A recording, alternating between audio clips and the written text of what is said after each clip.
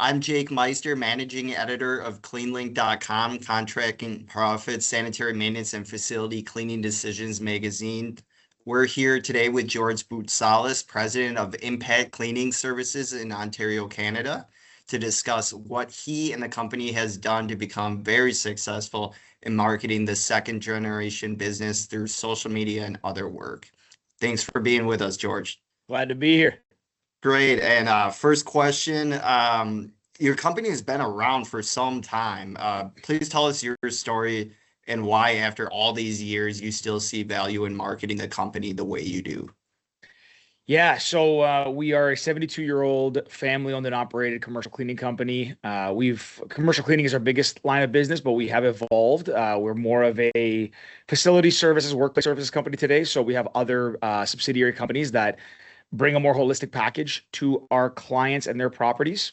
And yeah, how I got involved, obviously being a second generation owner means I was born into this business. My father was, for all intents and purposes, the founder.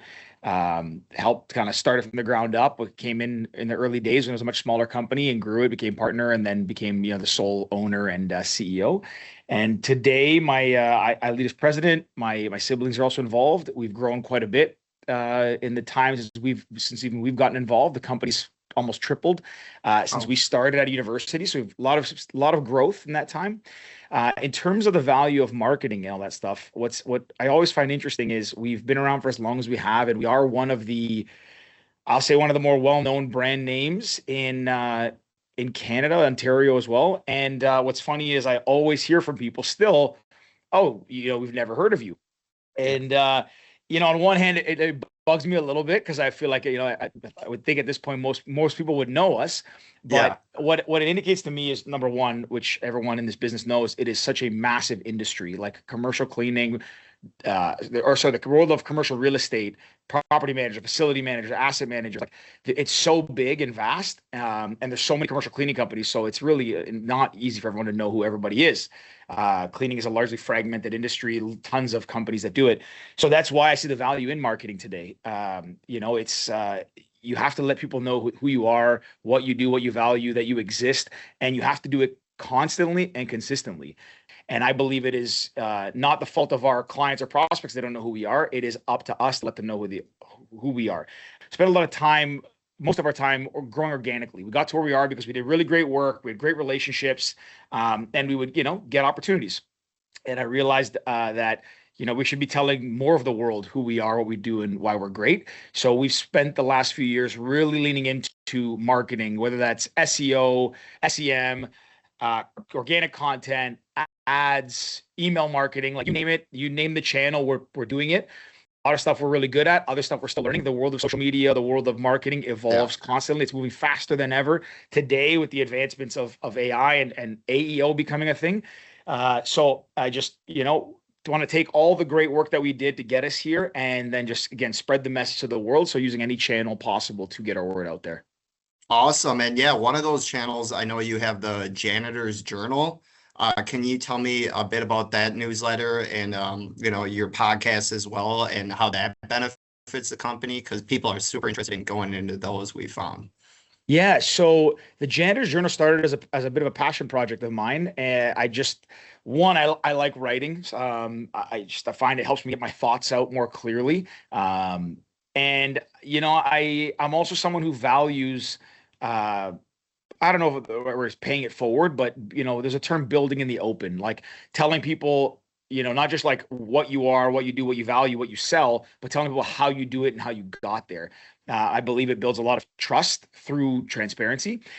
So it started as a bit of a passion project to get my thoughts more clearly, but also then I realized, again, it can be used as a tool to share more of like how we think, how we operate, what we build, what we're doing, to give people a peek behind the curtain. Because again, with cleaning being so fragmented and largely a private industry, there's not many publicly traded companies. So, for cleaning company owners to find comparables and best practices, it's tough. For commercial real estate people to go online and find, comparables and industry standards, it can be tough. So I just figured I could take what I've learned over my 15-year career, plus what we've known as a company over 72 years, and share it with the world. And are we sharing every trade secret? No, there's some things we keep close to the chest, but for the most part, cleaning is cleaning. You know, people can figure out how to do it with a little bit of experience, you know, and some hard work, but there are a lot of there's a lot of nuances to the world of cleaning. Like it's not just like it's not like landscaping. You pick up a lawnmower, go cut grass, and time yourself and figure it out. Like there's so many types of properties, so many types of like standards that properties expect, different scales of opportunities. So I decided to again take what I'm experiencing, seeing every day, and write about it and share.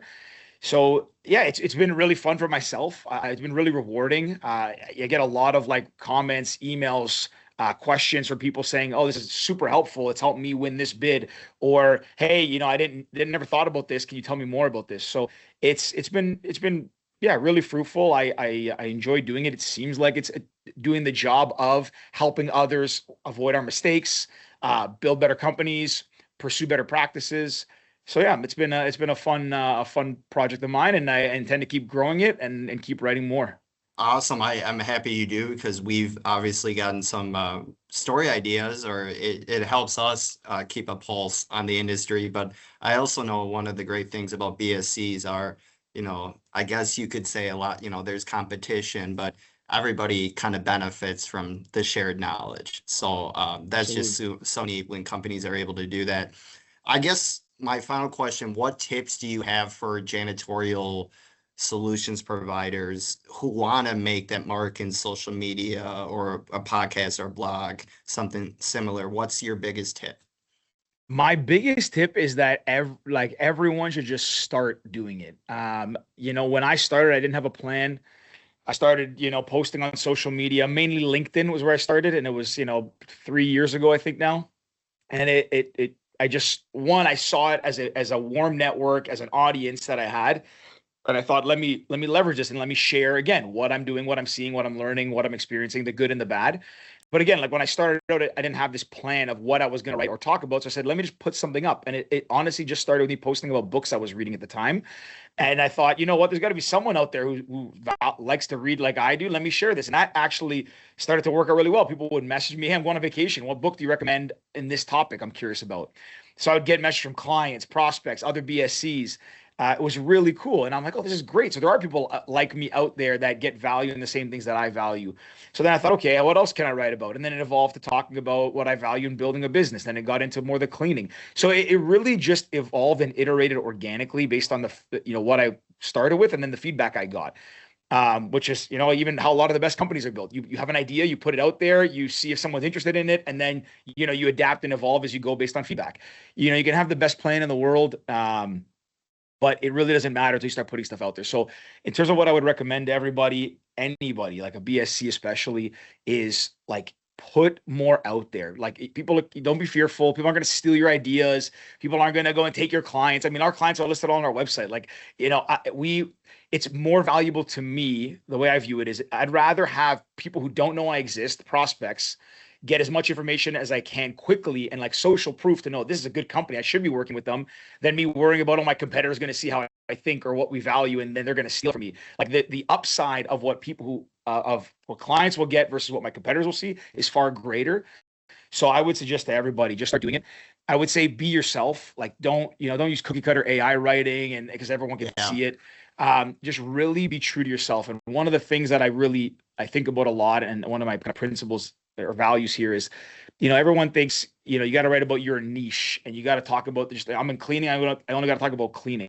No, like if you're going to put content out there, you can become your own niche. Like, yeah, I'm a commercial cleaning owner, but I like to read. I like boxing. I like running. I like travel. Like there's things that I like outside of my work. And everyone thinks I got to be so professional and buttoned up and all this stuff. If you want to do that, great. That's what everybody else is doing. If you're going to post content, be yourself, because only you can be who you are. Like nobody can replace George. And they can talk about the cleaning like I can, but there's other interests I have. So if you're going to post, just start posting and adapt as you go, but also mix in things that make you uniquely yourself. People will resonate with it. You'll be viewed as more human, more personable, and you will cultivate better relationships because again, people who see similarities in you to themselves will then approach you and you'll form deeper relationships, more honest, more like, you know, not surface level stuff. So that would be my feedback. And I would suggest everybody do it. And if I can say what not to do, I'll tell you what I don't do. we don't really post like the typical cliche before and after stuff, or we're not selling on social media like Sure. CTAs and like buy my services doesn't work. I posted all through last year. I posted a ton. Never once did I say buy my services or choose us for this reason. And despite not selling anything, I still closed, multiple six figures in contracts last year because people saw me, they related, they messaged me, I got to the RFP, and then I won the bid because they knew who I was and what I valued quickly. So it made it easier for them to already have that trust baked in. So yeah, don't post generic stuff. Like it's no one's gonna engage, no one's gonna like it, no one's gonna, it's not gonna drive any results to your business. Post about things that are uniquely you. Do it consistently, constantly, and you'll be successful. Excellent, George. I really appreciate it. That's obviously an authentic answer because that's exactly how you come off on LinkedIn. So that's refreshing to see. And again, we really appreciate the advice here. I appreciate it. Thanks, Jake. Great being here. All right. Thank you.